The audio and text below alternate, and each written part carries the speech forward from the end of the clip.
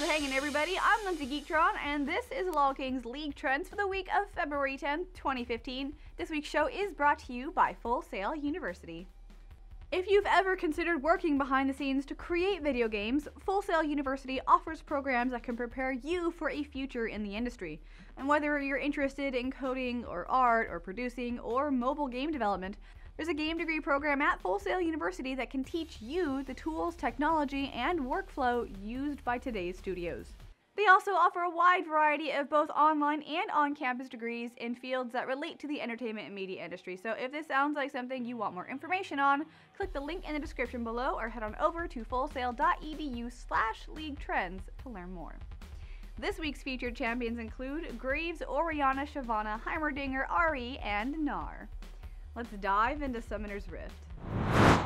Increased pick rates and celebrity status come to Nidalee, Kalista, Sona, Graves, and Ahri this week.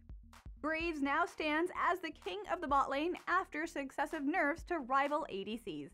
In professional play, he is a high priority and often lane swapped away from.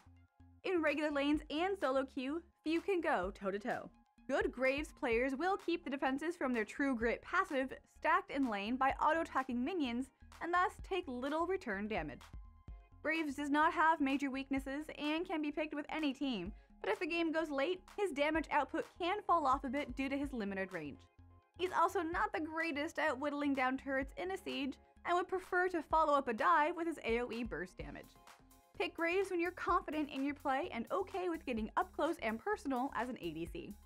Graves can be played in a safe manner, but passive players will likely get more mileage out of a longer range carry. Declining popularity in the form of decreased pick rates is here for Tristana, Jarvan 4, Akali, Janna, and Orianna.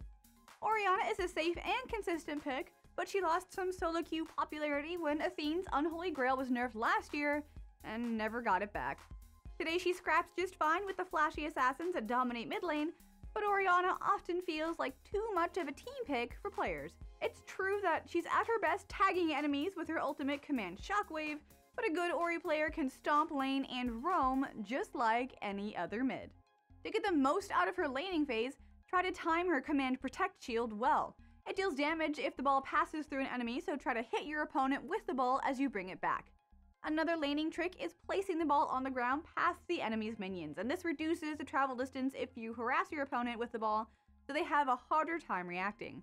This tactic allows experienced Orianna players to deny minions and zone their opponent. Champions at the top of our increased win rates for this week are Zac, Shyvana, Trundle, Ahri, and Evelynn. Shyvana is nowhere near the constant presence she was a whole year ago, but is still a niche top laner or jungle. As the top laner, Shyvana has good dueling, wave clear, and mobility around the map. She, however, fails to do much of anything to ranged champions, which is one of the reasons she fell out of popularity in the first place. In those matchups, try to shove the wave and either take jungle monsters or roam to other lanes. Shyvana is a quick jungler, but also lacks sustain. Between low health and her non-existent crowd control, it's hard for Shyvana players to find ganks. Power farming is also difficult as jungle respawn timers were significantly increased for Season 5. A player's best hope is to invade the enemy jungle. If she's healthy, then she wins most duels, as she'll have cleared more camps and be higher level. If you're gonna pick Shyvana jungle, do it with winning lanes so that you don't get surrounded in enemy territory. Champions that need to get it together and fight their decreased win rates include Galio, Heimerdinger, Akali, Cassiopeia, and Olaf. The revered inventor has a decreased win rate, but unlike his companions, he is still well above 50%. So why does Heimerdinger win so many games? The answer is that he's a frustrating lane opponent. He can place his turrets down in lane and shove his opponent under their turret. He usually doesn't kill his lane opponent, but he will eventually get the turret in any matchup. This is certainly a plus, but at the same time, Heimerdinger is limited when it comes to team fights because his turrets have limited range. Players need to be aware of champions like Ziggs who can break turrets from range. They also need to watch for ganks as they will be constantly pushed.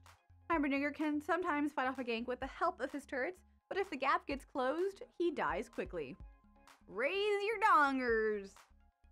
Ahri is on top of the world in 5.2, strutting around with a 57% win rate. Keep banning her. Other champions on the rise here include Nidalee, Callista, Kassadin, and Jarvan 4. The Deathfire Grasp item was removed in 5.2, and this was a core item for Ahri, and thus Riot assumed she would need some buffs. They overshot. The biggest buff Ahri received was to her Orb of Deception, and it now grants significant bonus movement speed while traveling. This gives her safety and kiting potential even when she doesn't have her ultimate. So here's a tip. If you're full on mana or have blue buff, throw your orb in the opposite direction of what you're traveling to zip around the map. You'll have the bonus movement speed for a long time because you're moving away from it. You are welcome, people.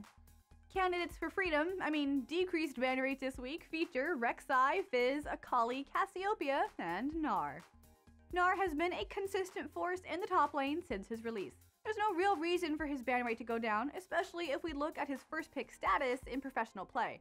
But new pests always crop up, and perhaps people are used to playing against Gnar by now. He's a good laner, but is defined by his teamfight potential of his ultimate, which is called Gnar. And also, it smashes people into a wall. A recent change is that it now works with terrain created by Jarvan's Cataclysm. The combination has been dubbed Gnarvin, and is quite powerful. That said, Gnar is not invincible. He can be exploited by teams that watch for his transformation. If the enemy Gnar is forced into Megaform outside of a fight, then a good time to engage is right after it expires. Gnar gains a tired debuff after transforming back into Mini Gnar, and is thus unable to gain Rage for 13 seconds. Without his Mega form, Gnar has little presence or control. And that's all for this week's show. Please be sure you check back every Tuesday for the latest episode. Like, comment, subscribe to our channel, share this video around to all of your friends. And mostly though, check out our sponsor this week, fullsail.edu/league trends in the comment section below. Clicky click with your mousy mouse. I'm Lindsay Geektron. You can follow me on Twitch TV at Lindsay Geektron. Thanks guys so much for watching, and I'll see everyone next week.